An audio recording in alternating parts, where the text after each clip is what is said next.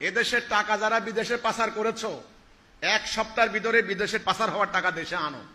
যদি না আনো 14 গোষ্ঠীর সম্পদ বাজেয়াপ্ত করা হবে। যদি না আনো তোমার কোন বংশকে বাংলাদেশের নাগরিক হিসেবে স্বীকৃতি দেওয়া হবে না, চিরজীবনের তলে চলে যাও। 2 নাম্বার, যেই সমস্ত দেশে টাকা পাচার হয়েছে তাদেরকে আলটিমেটাম দিতে হবে, আমাদের টাকা ফেরত দাও, আমাদের সম্পদ ফেরত দাও। যদি ফেরত না দাও তাহলে তোমাদের সাথে আমাদের স্থায়ী দ্বন্দ্ব সৃষ্টি হলো। এই অর্থ পাচারকারীদের ফটো ছবি আমরা পোস্টারে ফেসবুকে ছেড়ে দেব।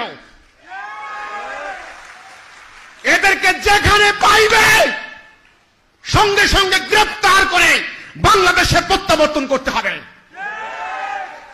কোথায় পালাবে? কোথায়? বিগত স্বাধীনতা 50 বছর পরবর্তী সময়ে আমরা বিভিন্ন মাধ্যমে শুনেছি প্রায়